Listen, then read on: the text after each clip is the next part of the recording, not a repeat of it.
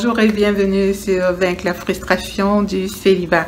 Aujourd'hui, je vais vous faire une petite vidéo pour vous partager mon expérience de comment j'ai géré la pression que me mettait mon entourage, notamment ma maman.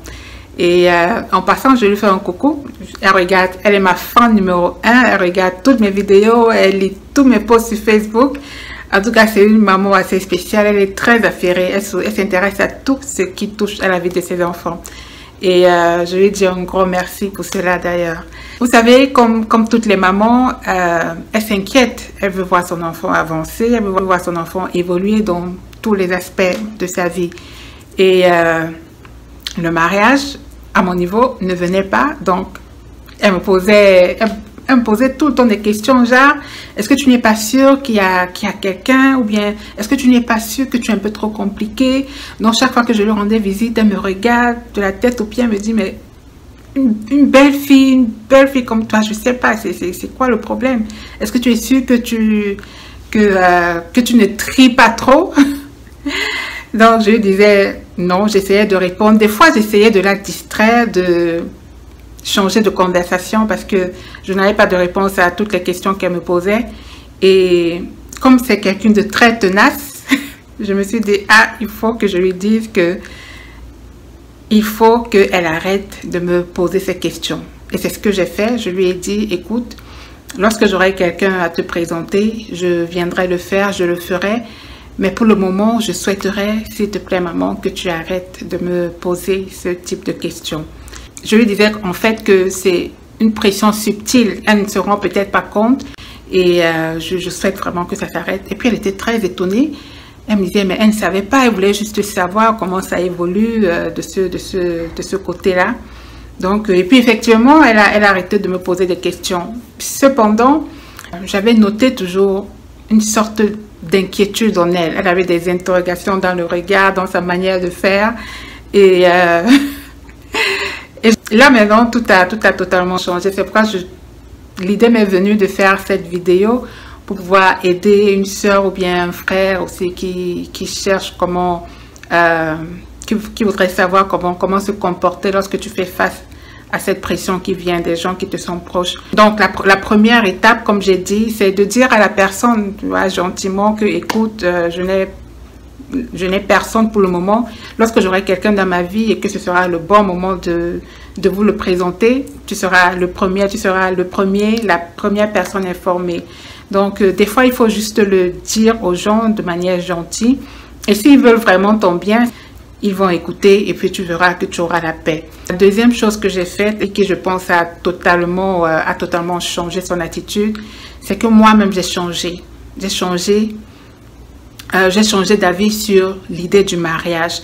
Parce que comme je dis toujours dans mes vidéos, le changement c'est vraiment passé de l'intérieur. Je ne sais pas si tu as eu l'occasion d'écouter mon témoignage de célibataire frustré à la célibataire épanouie que je suis maintenant. Je vais la mettre au bas de cette vidéo si tu n'as pas encore regardé. Donc, en fait, la transformation s'est faite de l'intérieur. Et c'est ce que c'est sur ce point que je veux vraiment insister.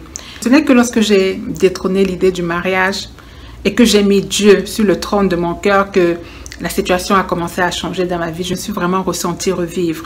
Cette transformation, en fait, s'est répandue sur tous les autres aspects de ma vie. À tel point que ce que je dégageais, c'était plus de sérénité, plus de paix, plus de joie de vivre.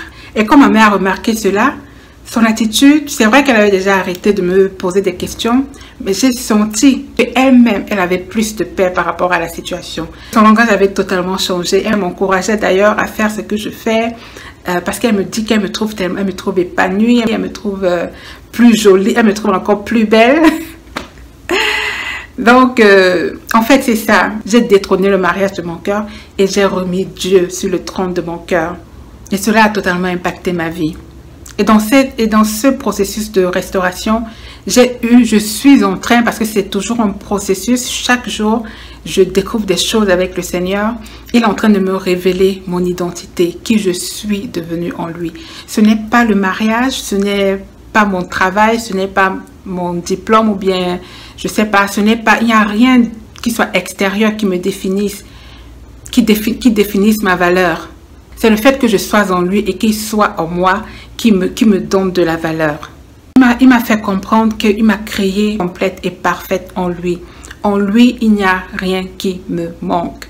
Quand Dieu a créé Adam, qui est la représentation de la race humaine, quand il a créé Adam, l'homme, il a vu que cela était très bon. Tu es déjà heureux si tu es réellement connecté à lui. Parce que Dieu ne peut pas te créer, Dieu n'a créé personne incomplet pour se faire compléter par quelqu'un d'autre. Non.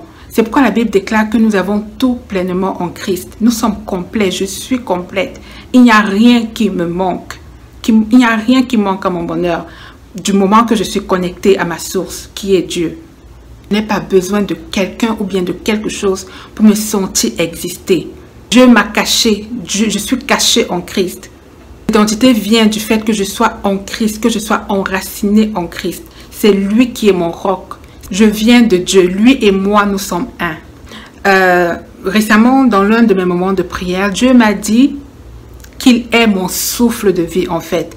Que le fait que j'inspire et que j'expire, c'est sa présence en moi, c'est sa vie en moi. Et c'est cette vie dont j'ai besoin. L'ennemi fera tout pour que tu ne saches pas qui tu es, d'où tu viens. Il fera tout pour que tu aies l'impression que tu existes au travers de tes accomplissements, au travers de ce que tu peux accomplir.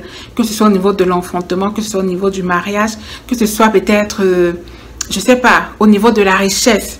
Ces choses, ça sont bien, mais ce n'est pas ce qui te définit. Avant même d'avoir toutes ces choses, tu dois connaître ton identité. Tu dois savoir qui tu es, d'où tu viens. Tu dois te reconnecter à ta source pour pouvoir t'envoler, pour pouvoir prendre ton envol dans la société, pour acquérir toutes ces choses que tu veux acquérir. Connaître son identité, c'est la base de tout et c'est ça qui te rend fort. C'est ça qui te rend sûr de toi. C'est ça qui fait que tu ne fléchis pas les genoux devant les situations que tu vis. Tu sais d'où tu viens, tu sais qui tu es, tu sais qui t'a fait. Donc voilà ce que je voulais partager avec toi aujourd'hui. J'espère que tu as été béni par cette vidéo et je te dis à la prochaine et que Dieu te bénisse.